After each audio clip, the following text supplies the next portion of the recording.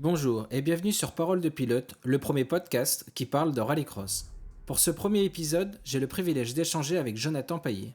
Jonathan a débuté sa carrière il y a 16 ans au volant d'une valeureuse Peugeot 306 sur le circuit mythique de l'Oyac. Aujourd'hui âgé de 35 ans, il est devenu au fil des saisons un des pilotes français les plus rapides de notre discipline. Ensemble, nous sommes revenus sur les différentes parties de sa carrière, afin de retracer son ascension de la division 2 au supercar. Puis nous avons abordé des sujets plus globaux, comme le fonctionnement d'un team et la gestion d'une saison. N'hésitez pas à commenter, partager et aimer ce podcast, afin qu'il puisse perdurer dans le temps. Bienvenue Jonathan. Ouais, bienvenue à toi.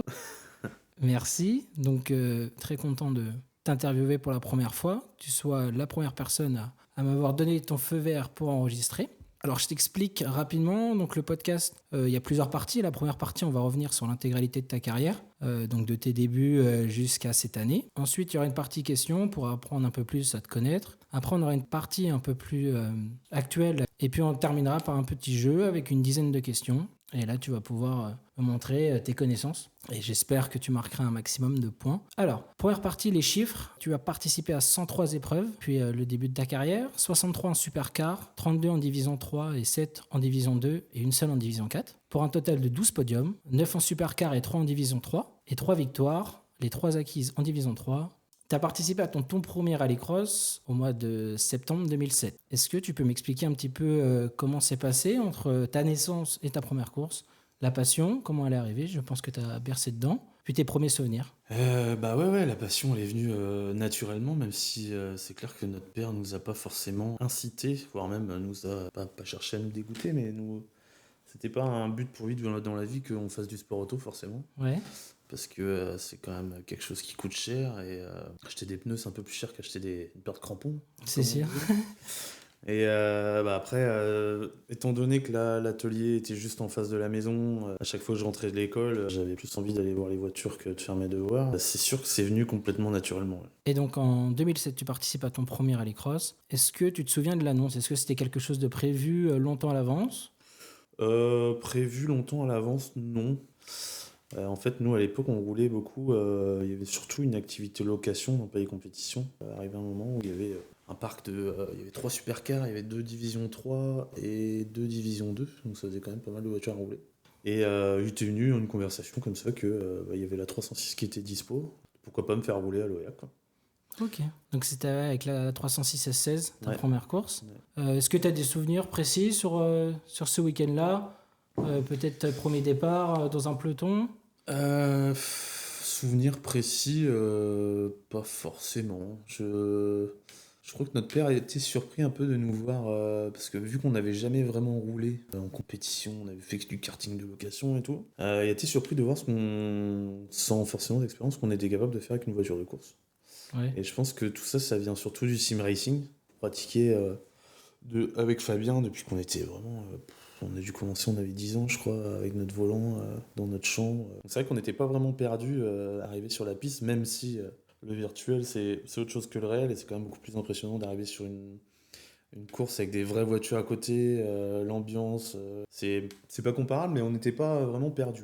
Ok, ouais. Donc de 2007 jusqu'à 2009, tu roules soit avec la 206, soit avec la 306. Mm. Tu fais des one-shots, tu fais quelques courses par an, Mm. tu découvres des nouveaux circuits. Et puis on arrive en 2009, où là, tu découvres la division 3. Mm. Donc déjà, tu passes de la traction à la 4 roues motrices. C'était sur la BMW Z3 qui était normalement destinée à la location. Comment s'est passée un peu cette transition? En fait, ma première course en division 3, je savais pas, parce qu'en fait, la voiture était louée à quelqu'un qui était assez grand. Et en fait, on savait, vu que le poste de pilotage de la BM était vachement étriqué, on n'avait pas forcément engagé le client sur une voiture ou sur l'autre.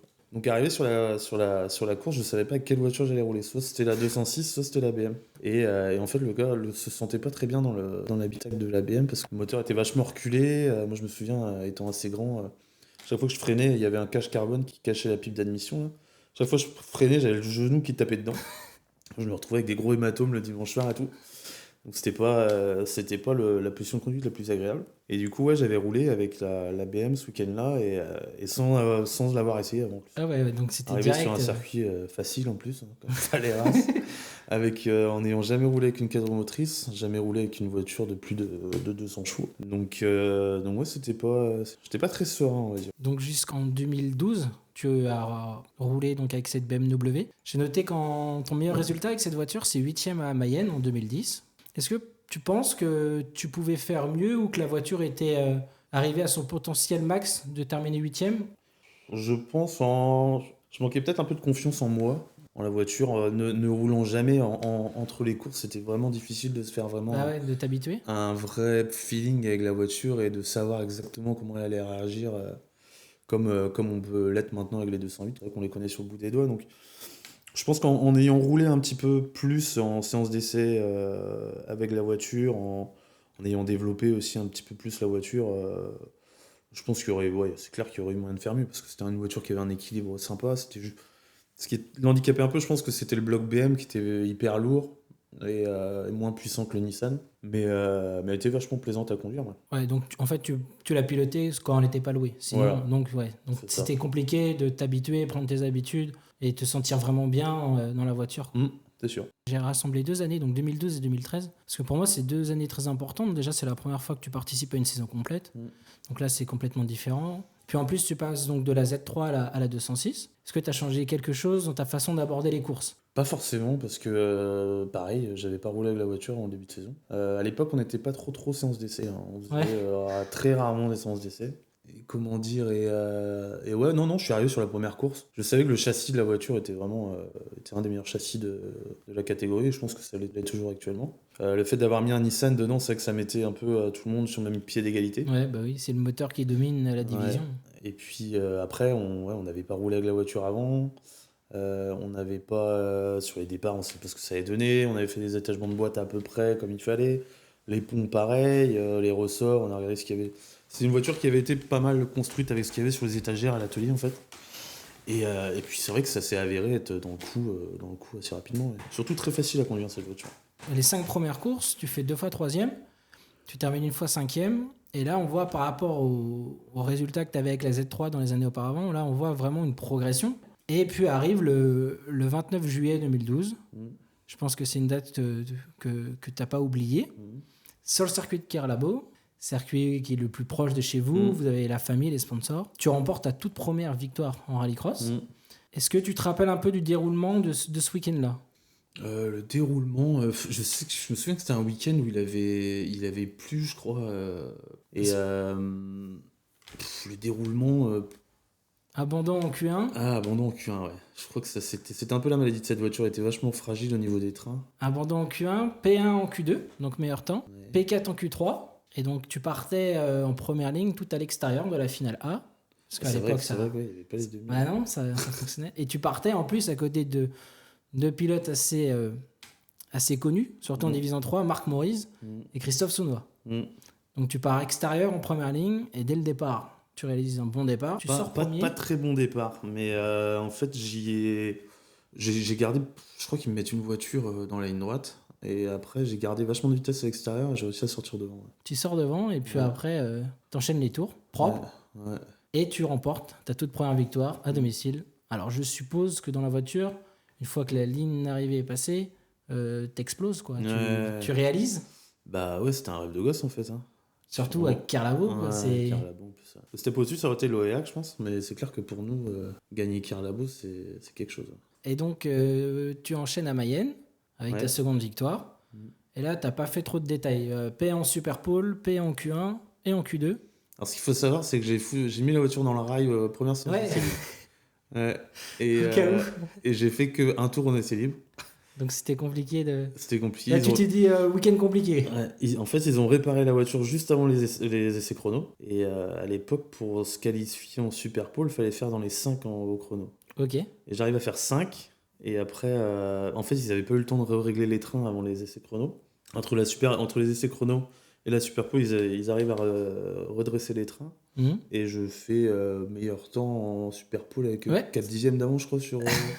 J'ai pas les temps exacts. Ouais. J'ai pas les temps. Mais mais la voiture, elle était sur circuit, elle a toujours été dingue. Est-ce que tu penses que tu as eu un déclic après ta victoire à Kerlabo? Un déclic. Je suis pas persuadé. Peut-être me dire que j'étais capable de gagner. Ouais. avec l'ensemble voiture, pilote, peut-être que tu te sentais mieux et Ouais, peut-être, ouais. tu termines la saison 2012, donc tu participes à 10 épreuves, tu fais 8 finales A, 2 victoires, 2 podiums et tu termines 4e de ton premier championnat complet en Division 3 et à 15 points du podium. Est-ce que, avant d'aborder la saison 2013, les objectifs étaient clairement de viser le podium final? Ouais, enfin, on savait qu'on avait la vitesse pour aller jouer le titre, hein, donc c'était surtout entamer 2013 pour faire la meilleure saison possible et puis essayer d'aller gagner des courses, quoi. Et pourtant, la saison 2013 est un peu plus compliquée. Ouais. Donc tu m'as expliqué la raison tout à l'heure. Est-ce que tu peux revenir sur ce problème de pneus? Ouais, en fait, le championnat de France avait changé de manufacturier de pneus. On était passé de Kumho à Avon et en fait, la gomme Avon était beaucoup plus tendre que ce qu'était Kumho. Et en fait, on avait calé les rapports de boîte de la voiture sur les Kumho. Et en fait, la voiture, on démarrait en deuxième vitesse, donc ça faisait une boîte 4 la voiture. Et du coup, on avait une première, on disait juste pour la monter sur la remorque, quoi. Donc quasiment inutilisable. Et on est arrivé à la première course, on n'arrivait pas à démarrer en deux. On n'avait pas fait de séance d'essai avant. Ouais. Donc à la découverte. Et en fait, j'avais jamais roulé avec ce pneu. Et en fait, il fallait rouler complètement différemment du Kumho. Et en fait, je l'ai compris assez tard dans le week-end, je crois. Et du coup, ouais, ça a rendu la saison plutôt très compliquée, ouais. Une victoire quand même à Châteauroux. Ouais, dans le chaos un peu. Ouais. Et un podium à Mayenne, un circuit que Ouais. tu apprécies. Ouais. Et tu termines quand même à la 5e place de la Coupe. Donc en 2014, tu participes à ton premier championnat en supercar. Mais en 2010, donc 4 ans avant, tu avais réalisé tes débuts en Division 1 sur le circuit de Dreux, Ouais, avec une Peugeot 207 du team. c'est ça. Est-ce que tu te souviens un peu de ce week-end-là et puis tes premières sensations derrière le volant d'une supercar? Ouais, en fait, ça s'était passé. C'est pareil. En fait, la voiture, elle était louée à Steven Bossard à Essay le week-end avant. D'accord. Et il y avait qu'une semaine entre les deux courses, donc nous, on était restés à Essay. Et je sais pas, ça avait pris à mon père comme ça de dire bah, tu vas rouler avec à Dreux. J'ai dit bon, d'accord, je sais pas au courant. Et en fait, ouais, j'avais fait quelques tours sur le circuit d'essai la semaine avant avec, et puis dans le bain direct. Des bons débuts et tu pars en pole de la finale C. Et malheureusement, ça s'arrête dès le premier virage avec un contact avec un concurrent. Et Christophe Vaison. Avec Christophe Vaison, exactement. Et donc 4 ans après, voilà les deux frères Paillet dans la même division, donc en supercar. Et un championnat qui commence plutôt bien. Et surtout, Châteauroux, Ouais. avec un magnifique doublé. Ouais. Les deux frères. Comment on se sent après une finale où on est juste devancé par son frère? On est aussi content que si on avait gagné? Bah là, ouais, parce que Fabien, ça faisait quand même un moment qu'il roulait en supercar. On s'est jamais vraiment battu l'un contre l'autre, hein, donc c'était un peu chaotique, mais bon, ouais, ça reste un doublé. Et c'est vrai qu'à l'époque, on se battait avec Vos voitures, ouais. nos supercars maison contre. En face, il y avait quasiment que des moteurs Oreca, donc fallait se cracher dans les mains. Et Carlabo. Mm. Et là, tu fais P2. Ouais. D'ailleurs, Christophe Jouet, un pilote qui a conduit sous votre team. Ouais. Est-ce que on est satisfait, je suppose, après terminer deuxième à domicile? Ou est-ce qu'on aurait des regrets? Le fait qu'on aurait dû. Fabien aurait dûu gagner, je pense, mais je crois qu'il casse le pont. Ouais, il y a comme ça. un problème, il a un problème mécanique pendant la finale, ouais. Et ouais, ça avait un peu gâché la fête après. Ouais, ça ternissait là, un peu l'image, quoi. Non, ça ternissait pas l'image, mais moi, ça m'a donné un peu la rage d'essayer d'aller chercher la victoire pour l'équipe, quoi. Donc le bilan de 2014, avec ces deux dates importantes, donc le doublé à Châteauroux et la P2 à Carlabo. Et donc on arrive en 2015, et là on repart sur une feuille blanche parce que vous allez disputer le championnat d'Europe. Donc découverte de tous les nouveaux circuits, de la nouvelle concurrence, vous allez vous frotter aux meilleurs européens. Est-ce que vous avez été surpris des différences de pistes par rapport aux pistes qu'on retrouve en France, qui sont plutôt classiques? En fait, on a l'impression que c'est une autre discipline. À ce point-là. Il faut vraiment se faire violence. Quand on est arrivé à Westering, on était mais posé complet, quoi. Il a fallu vraiment se faire violence pour réussir à jeter la voiture et puis vraiment entrer sur le train arrière. Enfin, c'était vraiment jouer la nuit. La P4 en demi-finale en Belgique, derrière François Duval. Ensuite, on arrive en Allemagne où tu participes à la finale. Et malheureusement, tu as un problème mécanique.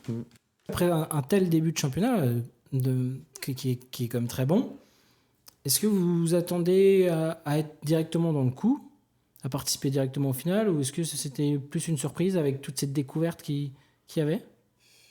On s'attendait à souffrir surtout sur les circuits qui étaient plutôt typés terre, quoi. Ouais. Nos voitures n'étaient pas forcément faites pour... alors, on n'avait pas beaucoup de débattements. Et niveau motricité, on savait qu'on n'allait pas être très très bien. Il y avait aussi un peu le point d'interrogation sur les moteurs. À l'époque, on était beaucoup embêtés, on les faisait nous-mêmes. Ouais. On se battait quand même contre des anciennes voitures du World RX avant. Donc il y avait quand même quelques points d'interrogation. Ensuite, j'ai noté l'abandon à Carlabo pour toi dès le samedi. Ouais, moteur. Je crois qu'on fait la première manche, Fabien, chacun dans notre série. Et on fait 1 et 2 avec 4 millièmes d'écart. Ça va être un week-end sympa, mais... On arrive à Loyac où là, il n'y avait que le World RX et tu termines 20e à l'intermédiaire. Et puis ensuite, les 2 dernières courses, donc tu échoues à chaque fois en demi-finale à Barcelone et en Italie. Et j'ai vu que tu avais pris 15 points de pénalité en Italie. Ouais. Et je crois que c'est moteur. Okay. On refait un moteur, donc du coup, on prend 15 points. Et je crois que c'est en Italie où c'était vraiment compliqué avec les ornières, etc. Ouais, En fait, c'était un circuit. Ils avaient fait des portions de terre, mais en 0,20, quoi. 0,20, c'est-à-dire c'était des cailloux qui faisaient 3 cm de diamètre. Et pour essayer de faire durcir tout ça, ils ont mis ils ont saupoudré de ciment. Très intelligent, il s'est mis à pleuvoir. C'était un carnage, ça s'est défoncé. Des fois, on avait l'impression que dans les parties terre, des fois on était sur chandelle, on mettait 2 vitesses, il se passait rien. C'était vraiment un des pires circuits, je pense, sur lequel on est roulé. Et donc, à la fin de cette première saison pour toi, tu termines 10e au général, mais en fait, sans cette pénalisation de 15 points que tu as eu en Italie, tu aurais été 6e ex aequo avec Fabien. Ah ouais, je sais pas. Est-ce que directement, l'objectif était de repartir dès l'année d'après ? Je pense que quand on a goûté à l'Europe, finalement, c'est dur de revenir en arrière. C'est tellement une aventure humaine, en fait, finalement, de se retrouver à l'autre bout de l'Europe avec deux voitures, toute l'équipe, et l'ambiance avec les autres équipes et tout, c'est vraiment génial. Ça me rappelle un moment où dans une interview, ton père avait dit qu'il préférait, lui, l'ambiance européenne que l'ambiance française. Est-ce que pour toi, maintenant qui as goûté aussi un peu aux deux, c'est le même sentiment ? Préféré, je sais pas, mais c'est différent. Ouais. C'est différent. En fait, tout le monde est plus cool parce que en fait, sur les paddocks du championnat d'Europe, t'es obligé d'arriver le mercredi, je crois. Ok. Et les contrôles techniques sont le jeudi. Et en fait, les pilotes sont obligés d'être là quand la voiture passe aux techniques. Donc en fait, tous les pilotes sont là dès le jeudi. Ouais, donc vous passez plus de temps ensemble. Ouais, ça permet d'échanger, ça permet de... Tout ça, c'est plus convivial. Ouais. Et ensuite, une saison qu'on va un peu survoler, c'est la saison 2016. Ouais. 8 courses, 6 abandons. Ouais. En plus, tu termines P4 à Dreux où tu te blesses au poignet. Ouais. Ah ouais, je me casse les ligaments croisés au mois d'août. Ah, c'était pas une bonne saison. C'est compliqué à gérer en tant que pilote. Ouais, surtout en sachant tout le boulot qu'il y avait avant. Des fois, la voiture, elle arrivait à 7h le samedi matin parce qu'ils étaient en train de remonter le moteur dedans. Enfin, puis on arrive là-bas et boum, le moteur encore. C'est comme à Mayenne. Mayenne, je crois qu'on a la voiture est arrivée le vendredi soir à 11h, je crois. J'ai fait la 2 premières séries d'essais libres, 3e série d'essais libres, le moteur qui casse. Ils ont déculassé, ils sont repartis à l'atelier remonter une culasse, ils ont reculassé dans la nuit. Et je repars en manche le dimanche matin, je fais le meilleur temps. Ouais. Mais c'était du temps où il y avait, je sais pas, peut-être 25 supercars. Et je crois que je fais 1 et 4 des 2 manches du dimanche, mais c'est pas suffi pour aller en demi. C'était que des week-ends comme ça. Et puis donc on arrive déjà en 2017, où là la saison elle commence un peu bizarrement avec une P3 à essai et un accrochage avec Fabien. Ouais. Je sais pas si tu te rappelles, sous la pluie. Ouais, je suis parti en aquaplaning. Ouais. Et puis on arrive déjà à Carlabo, où là tu fais P1 à l'intermédiaire le samedi. Ouais. Et tu termines une nouvelle fois à la seconde place. Et là ce coup-ci derrière Philippe Malouagne. C'est ça. Et je me rappelle dans une vidéo, tu me disais que à la fin de la finale, tu nourrissais quand même pas mal de regrets parce que vous y avez la pointe de vitesse. Ouais. Pour être devant ce week-end-là. Ouais, un peu comme tous les week-ends finalement. C'était un peu frustrant parce qu'il y avait toujours... Après, ce qui est compliqué aussi dans les finales, dans les finales à 8 surtout, c'est que en fait, il n'y a pas assez de tours pour le nombre de voitures qu'il y a sur la piste. Donc c'est dur de vraiment se décaler, de faire une stratégie vraiment solide pour pouvoir aller chercher des places en finale. Quoi. Donc c'est ça qui est un peu frustrant en championnat de France. Après, c'est pour tout le monde pareil, ça change rien, mais c'est vrai que quand on a vraiment beaucoup de vitesse en piste. C'est trop court pour... Souvent, tu es obligé de faire la différence sur un tour. Ouais. Et si ce tour-là, tu n'es pas vraiment parfait, ta finale, elle est vite ratée. Après, il y a beaucoup de problèmes de monotrajectoire. On dit que les circuits français, il y a beaucoup de monotrajectoires. et grâce au Joker. Mais le problème aujourd'hui, c'est qu'il y a certains circuits où le Joker, il fait pas non plus beaucoup de différence. C'est ça. La monotrajectoire, parce que finalement, tout le monde est obligé de passer au même endroit, quoi. Tu peux pas faire la différence en pilotage alors que au fur et à mesure du week-end, quoi. Par exemple, sur un circuit comme Pont-de-Ruan, le samedi matin, première série d'essais libres, je me suis peut-être jamais aussi éclaté sur un circuit cette saison, quoi. La piste, la trajectoire était large, tu pouvais tout passer en glisse, préparer la sortie de ton virage. Et là, tu pouvais vraiment faire la différence en trajectoire et en pilotage. Mais arrivé à la troisième série, c'était déjà monotrajectoire. Il n'y avait plus que 50 cm Il y de avait un chaque côté de rail la quoi, voiture. à prendre. Et puis... Finalement, c'est comme s'il y avait un talus à 50 cm de chaque côté de la voiture, quoi. Et en Europe, c'est un peu différent sur les pistes? Bah, en fait, ils travaillent plus. Bah, déjà, il y a plus de parties terre. Et ils travaillent plus sur les pistes. Ils remettent de la terre sur la trajectoire, en fait. Ok. Entre chaque. Pas entre chaque division, mais entre chaque manche, ils bossent sur la piste. Mais c'est Ouais, donc tu as toujours l'impression de découvrir un peu le circuit à chaque C'est ça. chaque Pas passage. découvrir, mais finalement, Elle reste. ouais, elle reste plus constante, on va dire. Comme en Suède, où ils remettent de la poudre sur la trajectoire. Puis au fur et à mesure des séries, finalement, vu qu'ils font tout le temps la même chose entre les manches, bah, finalement, toutes les catégories ont plus ou moins la même piste tout le temps. Il n'y a pas de grand changement. Voilà. Ensuite, j'ai noté Loyac, où tu termines P5 à l'intermédiaire. Ouais. Et là, c'était vraiment top. Ouais, c'était cool. Et je fais un faux départ en demi. C'est ça. Ouais. Je crois que c'est le seul faux départ que je fais de ma vie. C'est ça, et donc qui t'empêche après d'aller en finale. Ouais. Mais bonne pointe de vitesse pendant tout le week-end et malheureusement ce faux départ. Et puis on arrive à l'essai, où est-ce que tu te rappelles un peu de ce scénario où là on revient un peu sur la course d'équipe. Tu domines outrageusement ta demi-finale sur une piste détrempée et tu laisses passer donc ton frère Fabien qui était à ce moment-là à la lutte pour le titre et tu le laisses passer dans le dernier virage du dernier tour, ce qui pour faire référence à Loyac de cette année. Et malheureusement, cette manœuvre t'exclut du meeting. Ah non, c'est pas à cause de ça que je me suis fait exclure. Non, ça t'as le droit de le faire, hein, finalement. Ok. J'étais peut-être en panne, hein, finalement. Et pour quelle raison alors t'as été exclu? Parce que je crois que c'est un accrochage avec Béduno au premier virage. Ok. On arrive déjà au bilan de la saison 2017, où là tu termines P4 au championnat. Pour changer, au pied du podium. J'ai vraiment un sentiment un peu d'inachevé parce que je me dis, avec ta P2 à l'essai, avec ta P5 à l'intermédiaire à Loyac, avec ta P3 à la première course, et avec cette course à l'essai où malheureusement tu n'as pas pu aller jusqu'en finale, j'ai l'impression vraiment que tu n'es pas à ta place à la P4, quoi. Ouais, c'est toujours ces petites parts de chance qui me fuient. Après, la chance, on se la provoque. Peut-être que je suis pas... Peut-être que j'ai sûrement des choses à travailler au niveau de l'agressivité sur les premiers virages. Mais ouais, il y a toujours cette part de chance qui est importante en rallycross, qui me fuit un peu. En 2018, j'ai focalisé mon attention sur l'acquisition de la Peugeot 208 WRX, donc la voiture que vous utilisez encore aujourd'hui. Est-ce que c'était pour vous la seule solution pour continuer à être performant? Parce qu'il y avait déjà Massé, qui avait des voitures ex-mondiales. Ouais, il y avait les Clio. Il y avait les Clio, avec Chichery notamment. Est-ce que pour vous, c'était en termes de... Parce qu'avant tout ça, vous construisez vos voitures, les moteurs, etc. Est-ce que pour vous, là, c'était le seul moyen en fait, de continuer à être haut du tableau à ce moment-là?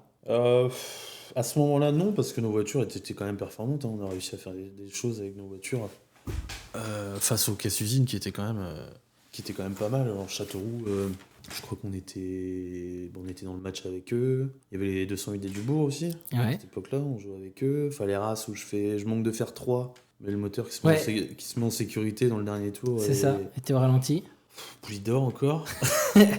Et puis après, ce qui a surtout déclenché le truc, c'est Abbeville. Ok, donc la première course. Ouais, finalement, aux essais libres, je crois que je dois faire le deuxième temps de la matinée derrière Chanoine, sur une piste compliquée, parce que pas trop faite pour nos voitures. Enfin, l'arrosage, la poussière. Où il fallait beaucoup de moteurs, les parties terre qui se défonçaient. Et il fallait beaucoup de moteurs, la ligne droite a été interminable, donc le moindre chevaux, il se voyait. Et, à chaque fois, on était dans les mauvais coups. Et on a vu le step qui s'était creusé. Et puis en plus, on avait cassé 2 moteurs encore. Moi, je casse l'arbre d'embrayage. Ouais, ça a été le coup de trop, je crois. Après, je crois que c'est mon père qui a appelé Bruno Famin le dimanche soir d'Abbeville pour lui expliquer notre situation. Et en fait, à ce moment-là, ouais, il y avait deux 208 2016 à vendre chez Peugeot Sport. Donc on a été le jeudi de l'Ascension là-bas. On a été accueillis par Bruno Famin et Nicolas Guéranger. Ouais. Et puis du coup, on s'est retrouvés avec une première 208 comme ça dans un premier temps. Tu participes à Carlabo avec cette voiture. Ouais. Un week-end chargé, on va dire, parce que donc Carlabo, première fois avec cette voiture à domicile, tu exploses, je sais plus quand, mais tu exploses le record du tour.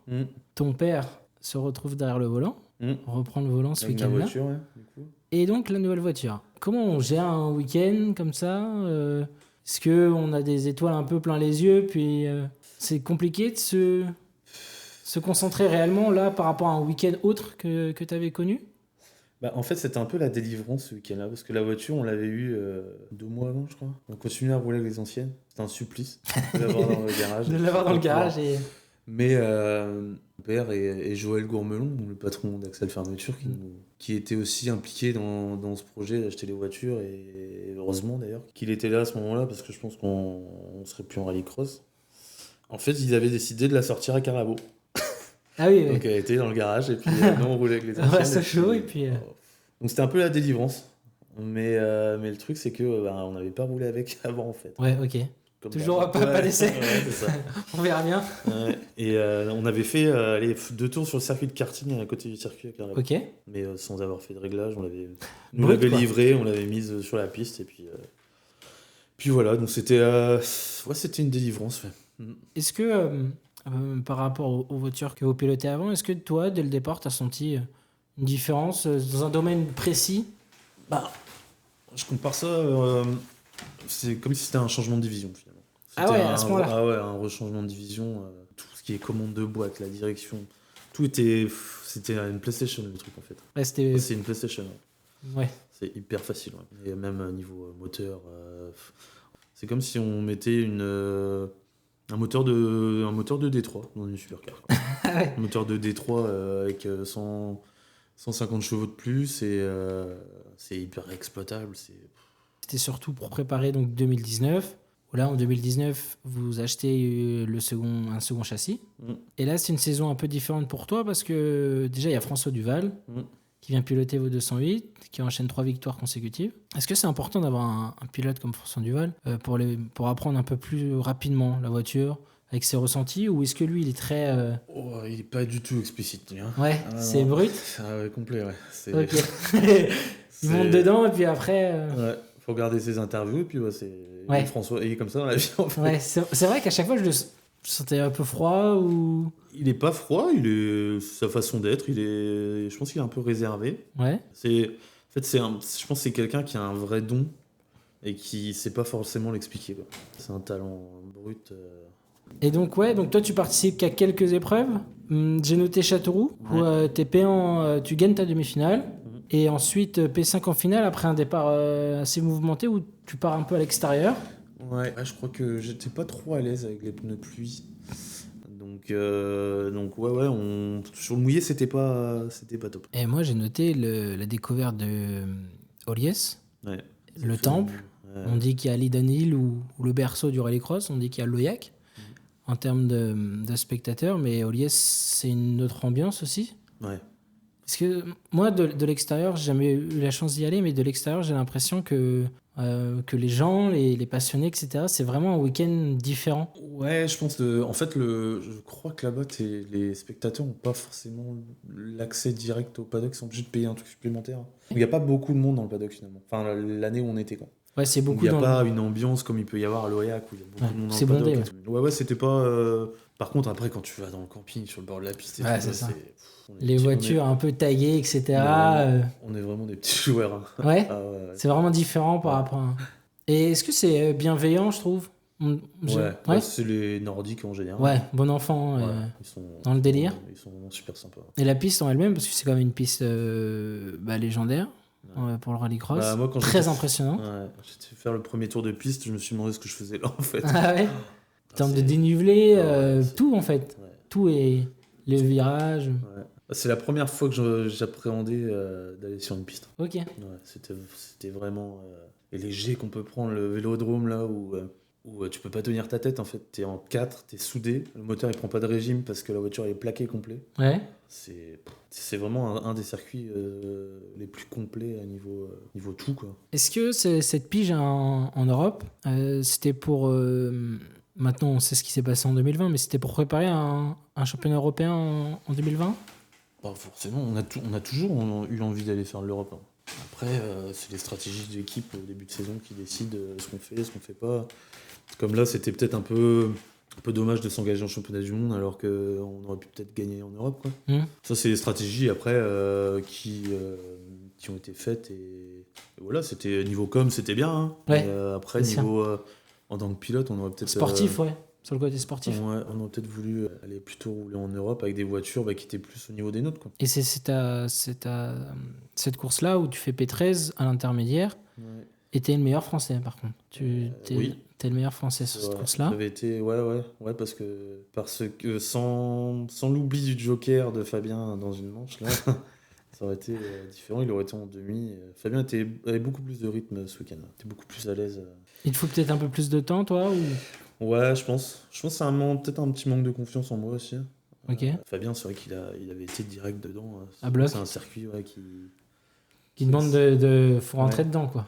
En fait, je pense que j'ai eu plus de mal à m'adapter à ces voitures-là que Fabien. Parce que elles se conduisent vraiment pas du tout pareil que les anciennes. C'est moteur transversal par rapport au moteur Longi ou pas de temps de réponse. Donc, faut pas anticiper. Enfin, faut accélérer vachement doucement en sortie. Placer la voiture plutôt sur le frein alors que les autres fallait la placer plutôt à l'axel. Enfin, ouais, c'est des physionomies complètement différentes et j'ai eu un peu plus de mal à m'adapter. Ouais. Et puis ensuite, Carlabo, un nouveau doublé. Ouais. Tu termines juste derrière ton frère. Ouais. On arrive à 2020, l'année Covid, saison blanche. Ce qui m'a fait rire, c'est depuis 1986, ton papa avait participé à un minimum à un rallycross par an. Et en 2020, c'est la première fois qu'il n'y a eu aucun rallycross. Comment vous avez vécu ça En fait, on avait... quand on a des voitures comme ça dans le garage, on a envie de les faire rouler, quoi. Parce qu'au départ, j'ai cru voir sur votre page Facebook, c'était en Europe. Vous devez partir en Europe. Après, vous avez dit, on fera plutôt le championnat de France. Ouais, ils avaient prévu... Il y avait un calendrier qui était prévu avec 3-4 courses, je crois. C'est ça, 4 je crois, ouais. Et ce qui permettait d'avoir officiellement un championnat. C'était vu qu'on fonctionne, on est quand même une société, on fonctionne beaucoup avec du sponsoring, c'était aussi pour plus ou moins avoir un programme et pouvoir avoir le budget des sponsors, quoi, parce que sans ça c'est un peu c'est compliqué. Ouais. Donc après, le championnat de France a été annulé. Les sponsors nous ont quand même suivis, heureusement d'ailleurs, parce que heureusement qu'on a vraiment des sponsors hyper fidèles. Et ce qui nous a permis d'aller faire l'Europe la saison d'après. Et 2020, tu as quand même piloté en e-sport, où tu as remporté la première course du championnat du monde sur Dirt Rally. Ouais. Et tu termines 5e en Afrique du Sud. Ouais. Donc en gros, tu termines P7 en ayant participé qu'à 2 courses sur les 4 au calendrier, ce championnat du monde sur Dirt Rally. Et donc on revient au départ où tu as passé beaucoup de temps à jouer au sim racing avant tes débuts en rallycross. Et là, tu es directement performant. En fait, on n'a jamais arrêté. Ouais, c'est ce que j'allais te demander. Ouais, jamais, toujours joué. Ouais, toujours avec Fabien. Est-ce que ça apporte vraiment... Parce que moi, j'ai vu une interview de Julien Febvreau, par exemple, qui lui disait que n'importe quel simulateur qu'il peut essayer, il a toujours besoin, en fait, il lui manque toujours cette sensation d'avoir la voiture vraiment entre les mains et de sentir... Ouais. Est-ce que toi, par exemple, tu penses sincèrement que ça t'aide entre les courses ou sur des saisons comme ça à pas perdre ou même si on a le meilleur simulateur, le meilleur jeu, on reste encore trop loin de la réalité? En fait, je pense que le problème dont parle Julien, là, c'est plus quand tu as roulé en réalité avant de faire du simulateur. Ok. Quand c'est la transition. On a commencé vraiment tout jeune avec Fabien. Et quand t'as jamais roulé en vrai, tu t'arrives à choper ce feeling qui te fait vraiment ressentir le truc. Et puis maintenant, avec le matos qui se fait, c'est vrai que j'ai redécouvert un peu ça pendant le confinement. C'est ça, ouais. Voilà, il fallait bien s'occuper. Et puis je me suis remis pas mal sur iRacing. Et puis... tu as participé aussi au championnat du monde sur iRacing avec le Team ED Carpenter Racing. Ouais. Avec une seule finale à mettre à ton actif lors de la 5e épreuve. Et en termes d'équipe, comment on gère un peu cette période-là? Donc tu m'as parlé un peu des sponsors. Les voitures, est-ce qu'elles sont sorties quand même? Est-ce que vous avez fait des évolutions? Est-ce que... Non, non, on n'a rien fait. C'était vraiment une année blanche. On a eu beaucoup. Bah, heureusement qu'on ait une société dans l'événementiel. On a été beaucoup aidé par les aides de l'État. Ça nous a permis de garder l'équipe active. Et puis voilà, ouais, heureusement qu'il y avait ça, hein, sinon ça aurait été compliqué. On arrive en 2021 et la création de la section e-sport sur les Racing, Payet Compétition. Donc ça, c'est une idée vraiment qui a mûri pendant le confinement ou tu avais déjà cette idée-là en tête? C'est une proposition d'un gars que j'avais rencontré sur iRacing, avec lequel on a roulé pendant le confinement et tout. Et puis il m'a proposé ça, j'ai dit bah ouais, carrément, c'est une bonne idée. J'ai fait participer les sponsors. Voilà. Après, ça n'a pas duré très longtemps parce que une fois que le confinement était passé, bah, les gens avaient Peut-être moins un de peu temps. ouais. Voilà, C'était donc, moins attractif. ouais. Mais moi, le premier, j'avais. Là maintenant, j'ai même plus le temps de. Peut-être pendant l'hiver, je vais m'y remettre un peu, mais c'est vrai que pendant le confinement, ça a vraiment. Ouais, c'était vraiment le seul. Moi, je me ouais. rappelle, c'était même en direct sur YouTube, etc. Ouais. pour suivre. On croisait des sacrés pilotes, hein, même. Bah ouais. Fabien qui avait roulé contre Montoya, je crois. Je croisais Bottas en rallycross. Incroyable. On fait de la F3 avec Aurélien Panis. C'était vraiment trop bien. Hein. On était une bonne bande de potes à rouler. Il y avait Alex Toy, il y avait Steven Bossard et tout. On rigolait bien. Donc le retour en championnat d'Europe, on vient d'en parler. Retour à Oliès également. Des résultats probants en manche qualificative. Tu gagnes ta demi après l'abandon de ton frère qui perd la roue sur le jump. Et le titre. Et le titre. Et toi, donc tu pars en première ligne de la finale. Et là, départ musclé. Et tu... Pas très bien démarré, ouais. JB c'est infiltré entre les deux. Ouais. Et puis, vous êtes à 3 de front et toi t'es tout à l'extérieur dans le. Il y avait de la place que pour deux. Voilà. Et puis c'est vrai que sans trop d'expérience sur ce circuit, là, quand tu arrives à ce moment-là, dans cette position-là, dans ce virage-là, tu te dis c'est quoi. Ouais. Donc un bon début de championnat, surtout la malchance avec Fabien. Et vous étiez devant. Fabien était devant, moi j'étais un peu en retrait quand même, j'étais pas très à Bah l'aise. t'es quand même en première ligne de la finale. Ouais, mais... Quoi qu'il arrive, sans l'abandon de Fabien, t'aurais été en finale. T'étais deuxième. Oui, ouais, d'accord. Ouais. C'était pas... Là, pour une fois, j'avais eu de la chance. mais ouais, en fait, on s'est rendu compte juste avant Spa, en fait, qu'il y avait un truc sur le berceau arrière qui était mal réglé différemment que celle de Fab. Et en fait, ça changeait complètement la voiture. Sur les circuits vachement typés asphalte comme Riga et tout, je prenais une demi-seconde autour par Fabien, et je comprenais pas par où. J'étais primé complet, quoi. Ouais. Sur les circuits comme la Suède, ça pénalisait pas trop, je pense. Mais genre l'Oyac et tout, c'était l'enfer, quoi. Bah l'Oyac, il y a Q1 qui te met un peu dedans, parce que tu fais le 23e temps au Q1. Transmission. Voilà. Déjà, ça met bien dans le format. P3, P4 ensuite, puis P7. Ouais. Et tu termines 5e de ta demi-finale. Alors là, oui, la casse en Q1 te pose problème, ça c'est sûr. Ensuite, on a la Lettonie. Ouais. P6 en demi. Donc là, le fameux problème de réglage. Ouais, mais non, j'allais passer P2, je crois, mais il y a Brink Tesson qui se rate dans l'épingle. Et au moment où j'arrive pour l'éviter, il recule. Je finis dans lui, quoi. Bah, dernier. Ah ouais, c'était vraiment pas de bol. Et la Belgique. La Belgique, bah, on trouve le problème. Voilà, et là, boum. Ouais. P2, P8, P3, P1. Et ça rassure. Tu fais le meilleur temps en Q4. Deuxième temps en demi-finale derrière ton frère, Fabien. Et puis quatrième en finale, juste derrière Beaumanis. Et là, ça rassure, mais est-ce que c'est pas un peu rageant? Si. Ça arrive à ce moment-là, en fait. Ouais. C'est vrai que c'était vraiment frustrant. Ouais. Parce que rassurant, mais frustrant. Ouais, parce que ça arrive maintenant. Ouais. Et là, les temps que tu bah, P2, P8, P3, P1, P2. Même direct dès les essais libres. Dès la première séance d'essais libres. Ouais, t'as senti la différence directe. C'était plus du tout la même voiture. Donc, saison solide pour votre team. Ouais, c'est vrai que 2 et 4, finalement. Là, je fais 2 et 4. J'arrive à remonter de 7 à 4, je crois. C'est ça. À Spa. Tu termines à 9 points de Beaumanis, qui est 3ème.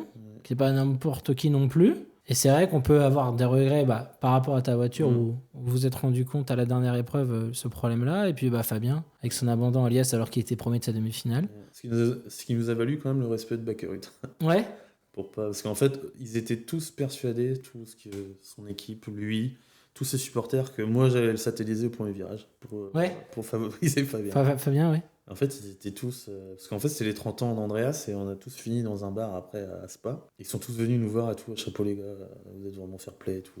Parce qu'ils étaient tous vraiment persuadés. Ouais, que c'était que t'allais les shooter et puis. Ouais, c'est ça. Mais non, on n'a jamais roulé comme ça en fait. Et puis en 2022, où là on passe un peu du tout, on passe une grosse saison 2021. Et saison 2022, que 3 épreuves disputées.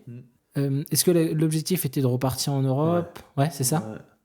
Et ça s'est pas fait?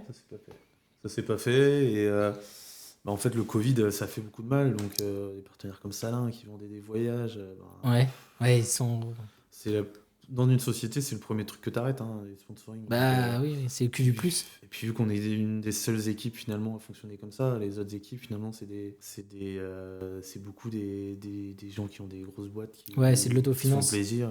Donc, 2022, petite saison. Seulement 3 épreuves. Est-ce que ça te compliqué de gérer ça, surtout après une super saison l'année d'avant? Ouais, après. Ou est-ce que quand on reprend le volant, on est encore beaucoup plus motivé? Ouais, on est toujours motivé. Quand on a la chance de rouler dans des voitures comme ça, je pense C'est toujours un plaisir. Je pense que quand on roule à l'OEAC devant 60 000 personnes, il y a 60 000 personnes qui ont envie d'être à ta place. Donc c'est sûr. Tu peux pas te dire, fais chier, je vais rouler. Quoi. J'ai noté ta 4e place à l'OIAC, notamment, après être parti en dernière ligne de la finale. Ouais. Et tu doubles JB Dubourg dans le dernier tour, le dernier virage. C'est un peu... un peu sportif. Un peu sportif. En fait, je crois que j'avais plus trop de frein. Et... c'est un peu lui qui m'a arrêté. C'est pas trop mon style, mais... Ouais. Mais super final parce que tu pars en dernière ligne et t'es hyper régulier et tu remontes grâce au joker, à ta stratégie de course. Et donc on arrive en 2023. Une saison un peu particulière parce que tu te retrouves le seul pilote de la structure. Est-ce que ça a changé quelque chose dans ton approche? Un nouveau fonctionnement? Ouais, l'équipe, je pense, bien structurée. Il y a pas mal de... Je pense qu'on a bien structuré l'équipe. Tout le monde savait ce qu'il avait à faire. Tout le monde était content de venir et tout. On reste quand même une bande de potes, malgré qu'on se batte contre des équipes presque d'usine et tout. On essaie de faire passer des bons week-ends en faisant les choses bien, quoi. Et donc là, la saison a mal commencé à l'essai. Où c'est simple, tu as des problèmes mécaniques pendant les 3 premières manches qui t'empêchent limite de faire un tour propre. La seule manche que tu réalises du week-end, la 4e, tu réalises le meilleur temps. Et tu te fais sortir dès le départ de ta demi-finale. Sortir, c'est un fait de course, quoi. Voilà. Mais t'es pris quand même et tu peux pas participer réellement à cette demi-finale. Donc début de championnat un peu compliqué. Ouais, je pense qu'on s'attendait pas trop à ça. D'accord. Ensuite, on a Faleras. T'es un des plus réguliers. P4, P5, P3, P2 à l'Inter. P3 à l'Inter et P2 en demi-finale. Et puis, il y a ce fait de course. Je sais pas comment on peut nommer ça. Parce que c'est 2 départs donnés. 2 départs donnés, 2 drapeaux rouges qui sont sont pas forcément justifiés. Ouais, c'était frustrant. Ouais. C'est sûr que quand on fait un départ, déjà on sort devant, on fait un tour drapeau rouge. On dit à la radio, c'est pas trop pourquoi ils ont donné drapeau rouge, machin. Ok, bon, d'accord. On repart, on ressort devant, drapeau rouge. Et on nous dit encore qu'il n'y avait pas forcément. C'était plus après le classement final qui. C'était un peu frustrant. Là. Bon, il y a eu Châteauroux après, mais où tu termines à la 5e place avec un meilleur temps en Q3. Où je sors 5 et puis j'ai arrivé à gagner la manche quand même. Voilà. Et puis on arrive à Pont-du-Ruan, où là, pas grand chose à dire. Week-end très, très compliqué dans l'organisation, dans les décisions qui sont prises. Et en plus, on te met un classement, comme si l'épreuve avait été déroulée jusqu'au bout. Moi, ce que je veux surtout savoir, c'est est-ce que en tant que pilote, comment se sont passées un peu les informations? Parce que nous, en tant que spectateurs, on a eu très, très peu d'informations. Chaque manager et pilote de l'équipe sont sur la conversation WhatsApp de la catégorie en fait. Et on avait des infos par là, mais ça venait vraiment au compte-gouttes, c'était un peu compliqué. On arrive à Carlabo, mauvais début de week-end avec ton accrochage en Q1. Ouais. Donc là, on se dit, bon, ça paraît une nouvelle fois mal. En plus, Carlabo, des changements climatiques incroyables entre les manches et même entre les courses. Où certains partaient sur du presque sec et d'autres, 10 minutes après, c'était trempé.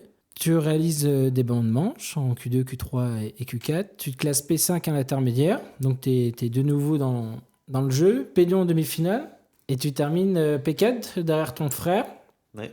Un week-end qui avait mal commencé, qui se termine au pied du podium. Tu es satisfait de ce résultat-là? P4, je crois que c'est ma place, hein, finalement. Ouais. Non, après, on va dire que pas de très bon départ encore, un peu tout le temps dans les mauvais coups. Au final, comment est-ce que ça s'est passé? Je sais plus trop. Mais non, je dois me faire enfermer, je crois. Ouais, au final, ouais. Tu pars mal, tu pars dans le peloton, Ouais. et après, devant, ça file. J'essaie de prendre le joker de Voilà, bonne heure. de faire une stratégie décalée, mais... Pour aller coincer derrière... Ouais, un tour de trop, je crois. Ouais. Il y a un tour où tu restes coincé derrière un gars. Et... Mais ouais, c'est un peu à l'image de la saison, quoi. Loyac, on arrive à Loyac. Loyac, où super début de week-end, super samedi. Je crois qu'on était les seuls à réussir à suivre Lob. Lob, ouais. Et malheureusement, plus les manches avancent, plus les résultats sont moins bons. En fait, c'est ça le truc, c'est que c'est souvent comme ça, parce que nous, quand on arrive sur la course, les voitures sont déjà réglées et on est déjà presque à 100%, quoi. Donc on regarde les séances d'essai libres, finalement, quand la piste ne change pas trop, on fait quasiment les mêmes temps à la première série d'essai libres qu'après on mange, quoi. Ouais, dès le départ, vous êtes dans le vrai, quoi. C'est ce qui, je pense, ce qui était notre force. Après, peut-être ce qui force un peu les autres à travailler aussi, quoi, et qui nous font... Et puis après, moi, c'est surtout les départs. Je me souviens, alors je sais plus exactement c'est quelle manche. Tu pars avec Lob, Janet. Ouais. Toi, t'es avec ton frère. Et il y a Backroad, non? Non, ça fait Lob, Janet, Sam, Backroad et moi. Ouais. Et dès le premier virage, en fait, vous vous retrouvez derrière. Tu parles de... Ah ouais, attends. Il y a une manche. Tu parles de la troisième manche. Ouais, où vous partez avec les meilleurs, en fait. Ouais. Et dès le départ, vous vous retrouvez avec une voiture derrière. Et c'est hyper rageant parce que tu te dis, attends, si je suis là, c'est parce que j'ai fait les temps qu'il fallait avant. Ouais. Et dès le départ, moi, je sais que j'étais au bord de la piste. Une voiture, c'est au bout de 20 mètres. C'est au bout, c'est plus que ça. Ouais, je pense que on n'a pas... on est resté un peu stagné sur nos acquis niveau stratégie de départ et tout. Et je pense que là, ça a fait un step en une saison qui est hallucinant, quoi. Et c'est clairement ce qui nous a empêché de faire mieux cette année. Ouais. Donc Loyac, il y a le moment de la demi-finale où ton frère Fabien te laisse passer pour que tu puisses participer à la finale. Tu réalises un départ qui est plutôt correct parce que tu termines P4 à la fin. On arrive à Mayenne, week-end pareil en conditions climatiques assez dantesques. 2 top 3 et 2 6e places. Je crois que c'est je l'ai noté, en Q3 où tu pars devant, tu fais le meilleur temps, comme à chaque fois que tu partais devant cette saison. C'est ça. P2 en demi, et puis tu fais P4 en finale, où on a l'impression qu'au départ, le podium est largement jouable. Ouais. Et une petite erreur avant la remontée, là, où tu perds un peu, j'ai pas trop... Ouais, en fait, j'avais une fuite d'échappement dans la voiture, et au niveau de mon pied, et en fait, mon pied il brûlait de... Et ça m'a... En fait, j'essayais de cravacher pour revenir derrière Pelfren, essayer de faire un gap avec les voitures qui étaient derrière. Et en fait, à vouloir trop en faire, avec ce problème-là, je me suis un peu déconcentré, et puis je l'ai perdu 2 fois d'affilée. C'est peut-être les 2 seules grosses erreurs quand je fais comme ça de la saison. Mais ouais, ça me coûte assez cher. Hein.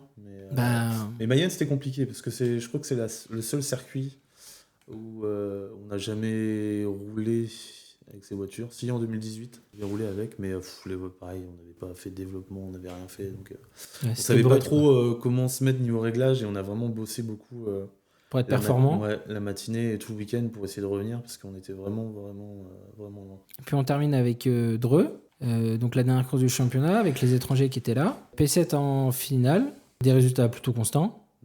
Et moi j'ai noté départ mouvementé, mais bon, un départ mouvementé à Dreux, c'est un peu... Non, pas mouvementé. En fait, j'ai voulu tenter un truc sur le départ, essayer de vraiment jouer avec le régime pour démarrer vraiment au régime optimal, pour essayer d'arriver tout de suite à côté de Samuel au bout, parce que clairement, si t'arrives pas à côté de la deuxième ligne au bout, tu sais très bien que c'est mort après. C'est mort. Ouais. Donc j'ai tenté, la voiture a bien décollé sur 2 mètres, après le moteur s'est assis, enfin bref, j'ai joué, j'ai perdu. Et après, arrivé à l'épingle, au gros nuage de poussière, je voulais plus rien. Je vais au Donovan à gauche, je lui ai dit il est peut-être dans l'air, je vais me prendre la pile de pneu, je vais finir sur le toit. J'ai tout freiné, j'ai calé. Donc on commence à régler le truc, et puis il y avait pas. Quand il n'y a plus rien à jouer au championnat et tout, ça sert à rien d'aller dans le tas pour Prendre des risques. finalement gagner, quoi. Et donc, tu termines 4e au championnat. Ouais, pour changer. Pour changer. Et c'est ce que j'ai noté. Le gros point noir sur cette saison, c'est les départs. Parce que c'était flagrant. L'essai Q4, tu sors premier, tu fais le meilleur temps. Q3 à Châteauroux, tu sors premier, tu fais le meilleur temps. Mayenne Q3, tu sors devant, tu fais le meilleur temps. Et une petite étude qui m'a marqué, c'est d'après Pure Rallycross. À Carlabo, tu étais le 2e performeur du championnat derrière David Janet. Et tu réalises le meilleur temps au tour en Q1, Q3, Q4, demi-finale et finale. À Carlabo ? Ouais. Ouais. D'après Pure Rallycross, ça veut dire que si le problème des départs avait disparu, champion de France, Jonathan Payet. Ouais, après, c'est plus compliqué que ça. Hein. Je pense qu'il y a beaucoup de choses qui rentrent en ligne de compte. Ça n'a pas été que les départs. Hein. Il y a eu 2-3 soucis mécaniques, même si ça va, on était assez fiables dans l'ensemble. Mais c'est vrai que niveau stratégie, on n'a jamais fait vraiment de grosses boulettes. Niveau gestion de pneus, pareil. Non, on n'a pas grand-chose à se reprocher finalement. Pour cette intersaison-là, je pense que vous allez travailler un petit peu sur les départs. C'est la grosse chose à faire évoluer pour la saison prochaine. Ouais. Après, de toute façon, on est vite limité avec le budget de ce qu'on peut faire évoluer ou non. On aurait pu mettre des plus gros moteurs parce qu'on voit que des fois dans les lignes droites, on voit aux intermédiaires et tout que finalement on revenait genre à l'OEA qui est sur les Hyundai, on revenait dans tout le sinueux, que dès qu'ils ouvraient en grand dans la ligne droite, on se prenait. Ça faisait un peu peur de l'intérieur. Mais bon, en moteur, c'est des budgets qui sont pas abordables pour nous, on va dire. On va se concentrer sur faire des bons départs, essayer de gagner un peu de poids sur les voitures, essayer de travailler toujours un peu en setup. Hein. On va terminer de retracer ta carrière. Je pense qu'on a fait un bon tour. Donc en pleine intersaison, moi, j'aimerais surtout découvrir un petit peu quel passionné pilote tu es. Est-ce que tu as un pilote favori déjà, ou un pilote qui t'a sa façon de conduire t'as plu? Christopherson est impressionnant. Ça, Ouais. Ça reste, je pense, un modèle pour tous les pilotes de rallycross. Hein. D'arriver à être aussi constant, aussi bon sur tous les types de circuits et toutes les disciplines finalement. C'est un peu. Il se rapproche pas mal de Mathias Ekström, je trouve. J'avais lu un article qui retraçait un petit peu sa carrière. Et au début, il était dans les pôles espoirs en ski de fond. Et donc, il était à un sacré niveau. Et en fait, il a gardé ce travail, cette régularité dans le sport auto. Et ce qu'il dit, je passe beaucoup, beaucoup de temps à regarder des caméras embarquées, à ceci, cela. Il dit, quand j'arrive sur un week-end en compétition, en fait, j'ai tout dans la tête, etc. Il étudie beaucoup les. Et c'est vrai que c'est une approche, c'est une approche très, très pro, quoi. Ouais. On a l'impression que c'est vraiment rien n'est laissé au hasard, tout est calculé. Et même quand on le voit derrière le volant, c'est propre, quoi. Ouais. C'est rare qu'on l'a vu prendre un frein à main au dernier moment. Ouais. C'est rare, en fait. C'est un peu comme Fabien. C'est vraiment. Que Fabien, même niveau d'implication, même niveau, même matériel et tout, il aurait vraiment pu se rapprocher d'un Christopherson. Sa façon de fonctionner. Ouais, d'aborder les courses, le fait qu'il soit dans les détails. Pour tout calculer, tout gérer et aller chercher. Moi, je suis un peu plus feeling que lui. Il faut vraiment que tout soit aligné. Et circuit préféré ? Circuit préféré Même si c'est un circuit qui n'existe plus. J'aime bien Faleras. T'aimes bien Faleras ? Ouais, j'ai bien aimé cette année. J'avais jamais roulé avec ces voitures-là. Si t'avais le choix de choisir ta finale, t'es à Faleras, quelle voiture tu piloterais ? T'as le choix entre toutes les voitures. Et qui aimerais-tu avoir à côté de toi ? N'importe quelle saison, si tu veux avoir Martin Schonke à côté de toi, tu peux. Parce que si tu avais un choix de choisir quelques pilotes, au final, on passe le premier virage ou pas ? Tu peux faire comme tu veux. Fais comme tu veux. Avec qui tu aimerais participer à une course et dans quelle voiture ? Si tu préfères avoir un groupe B. Je pense l'Apollo, WRX. Ok. C'est quand même quelque chose. Et puis après, avec des Ekström, Christopherson et tout. Beaucoup plus récent. C'était quand même C'était pas du tout, je pense, la même approche. Parce qu'eux étaient vraiment. T'écoutes parler un peu d'Ekström, il est vachement politique et tout. Il va caresser ses adversaires dans le sens du poil. Et tout. C'est vraiment des filous, quoi. C'est pas la même approche que les anciens, quoi. Après, c'est sûr que si tu veux faire un départ où tu es sûr d'avoir des spectacles, tu mets Eklund, Hunsbed, Isaksen, Schank, et puis là au moins tu es sûr que. Ouais, ça va. T'es sûr qu'il y a un top. Ça va bouger. Tu as une préférence entre les parties asphalte ou les parties terre ? Moi j'aime bien que ça glisse. Ok. Donc une belle partie terre avec une trajectoire très large. Moi j'aime bien. J'aimais beaucoup la barrer, par exemple. Placer la voiture et tout. Ça, c'était vraiment... Où tu pouvais vraiment faire la différence niveau pilotage, quoi. J'ai noté que le team Bio Competition, bien sûr, on en reparlait dès le début. Il y avait beaucoup de voitures en location. Et il y avait beaucoup de pilotes étrangers ou français qui ont participé à des courses sous votre structure, dont François Duval, Timur Timirzanov ou encore Ulrich Lindmann qui ont participé à des tests. Est-ce qu'il y a un de ces pilotes-là qui t'a marqué, que tu as pu côtoyer dans la structure, que ce soit pour une épreuve ou juste pour des tests, qui t'a marqué dans son approche, dans sa façon d'être, en bien ou en mal? Non, Duval. Ouais. Duval, hein. J'aimais bien son approche, il se prenait pas la tête. T'es vraiment dans le même esprit que de notre équipe, quoi. Convivial. Et puis après, quand il roulait, c'était... Quand on regardait ses canons embarqués, c'était... Tu te disais que le mec, pas réfléchi ce qu'il faisait, quoi. C'était vraiment l'instinct. Le feeling. Ouais. T'as des gens comme ça qui sortent de la voiture et disent t'as fait quoi là? Ouais. Moi j'étais un peu comme ça, je pense avant. Je suis de moins en moins parce que j'essaye justement de bosser là-dessus pour essayer de perfectionner tout ce qui est voiture, pilotage. Et puis maintenant, comme il y a Fabien qui gère les V-Box, Martin aussi mon spotter, j'ai pas le droit de tenir un carreau, quoi. Et puis pour rouler vite et rouler devant, maintenant t'as plus le choix.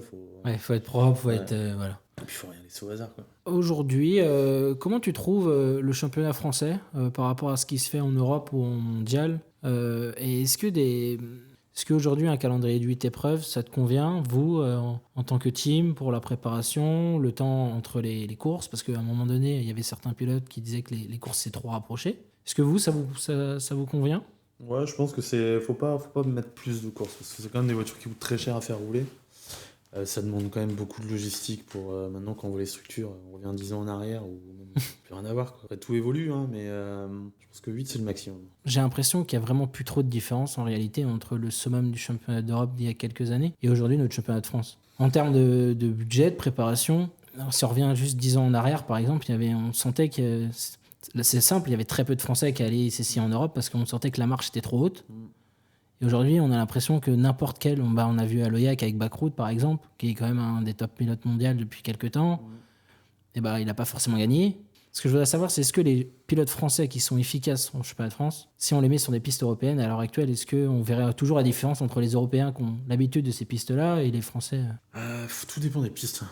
Si tu arrives sur un circuit comme Sterling, tout dépend des circuits, de l'expérience des pilotes. Je pense qu'on met peu importe qui du top 6, on va dire, du championnat de France sur les circuits européens, ils seront performants, quoi. Après, t'as les gentleman drivers, on va dire, qui seraient un peu, entre guillemets, perdus sur les circuits, genre typés Astering ou Lios. Mais non, c'est clair que là, le niveau du championnat de France, on a vu avec des gars comme O'Donovan, qui était pas en première ligne, je crois, à Dreux, hein. Non. Donc ça prouve que ça roule quand même très fort. Après, là, la seule différence entre un championnat de France et un championnat d'Europe, là, c'est le prix de l'engagement et le nombre de pneus que tu as le droit par week-end.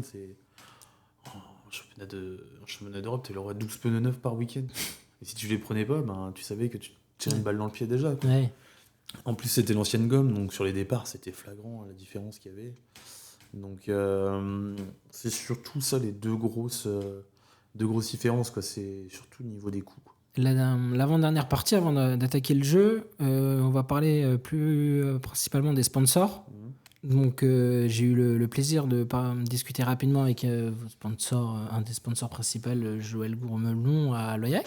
Donc on a échangé très rapidement. Est-ce que tu peux m'expliquer déjà un petit peu comment ça se passe, votre relation sponsor? Moi, je connais pas du tout cette partie-là, ça m'intéresse.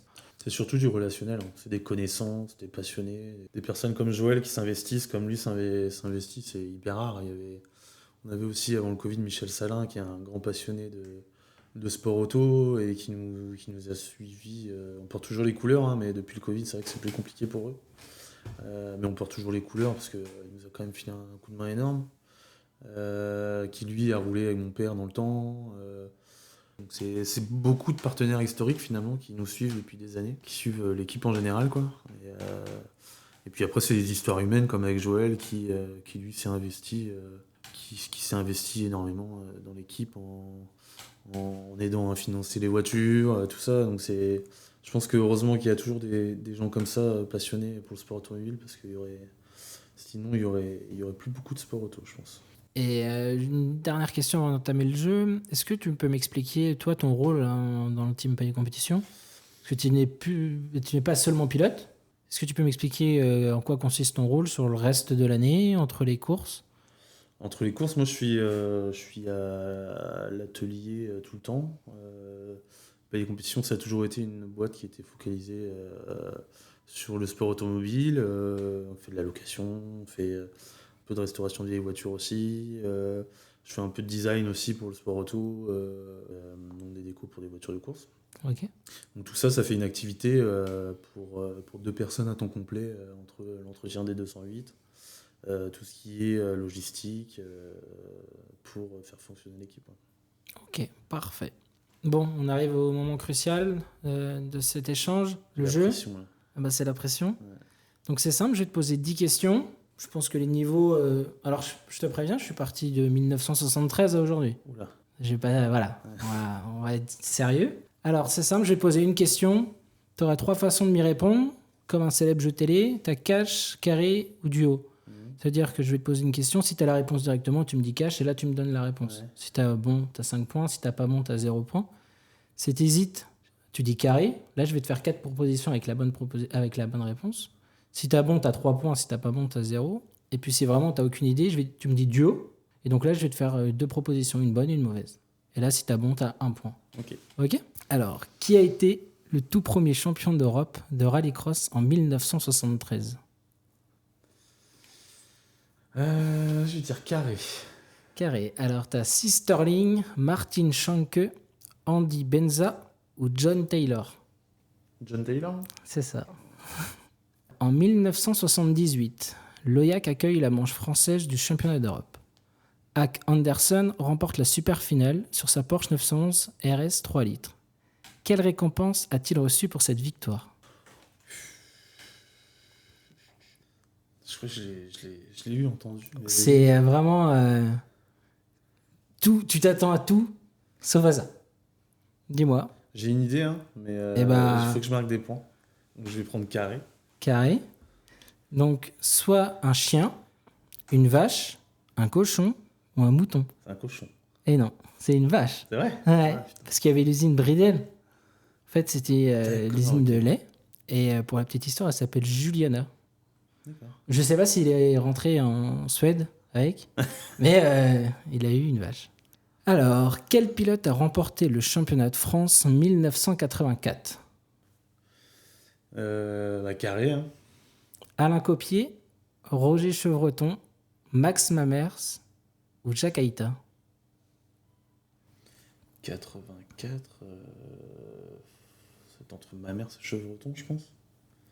Mais je pense que c'est Chevreton. C'est bien ça. Avec une Visa 1000 pistes. Je connais.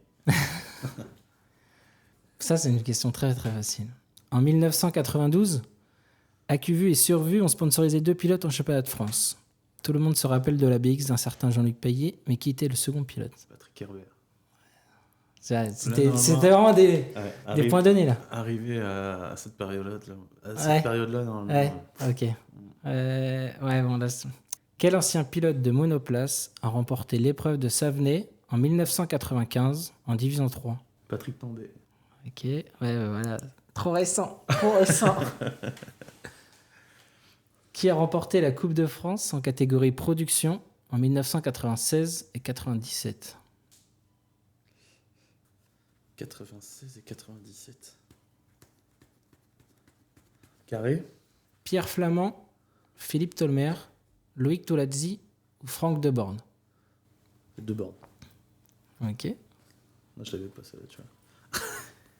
Quel numéro Jean-Luc Payet avait lors de la saison 1998 en championnat de France? Voilà, tu peux pas faire ça. Ouais, le numéro, Bah. il y en avait un paquet. Non, j'en sais rien. Je sais pas. Carré. Le 8, le 2, le 1 ou le 4? En 98. 98 en championnat de France. Ouais. 97, il a fait l'Europe. Il devait avoir le. C'est pour ça que je t'ai posé cette question, parce que ça l'a été. Ouais, le 4. Non, c'était le 8. D'accord, ok. Quel pilote a engagé pour la toute première fois en championnat de France de rallycross une Peugeot 206 Esprit WRC? Gilles Stevenard. Allez, on arrive aux 2 dernières questions. En quelle année David Janet a débuté en rallycross? Je t'aide, dis-toi que si je te demande cette année-là, c'est qu'il y a une raison. 2007. Ouais. Est-ce que tu peux me dire sa voiture? Pas du tout. C'était une 206 RC. Ouais. En B2. Ex à qui? Ça doit être Pascal Guillon. Ah là, intouchable. Et la dernière question. Lors de ta première victoire en rallycross en Division 3 à Kerlabo en 2012, quel pilote terminait à la seconde position? Alors j'ai le podium. Je crois que c'est Yannick Couillet. C'est bien ça.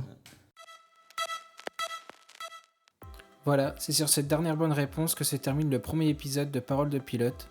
Pour la petite histoire, Jonathan a obtenu 37 points sur les 50 possibles. Merci d'avoir écouté cette interview dans son intégralité. Si vous souhaitez encourager ce podcast, il vous suffit d'aimer, de commenter et surtout de partager cet épisode afin qu'il perdure sur les différentes plateformes. A très vite pour un second épisode de Paroles de pilote.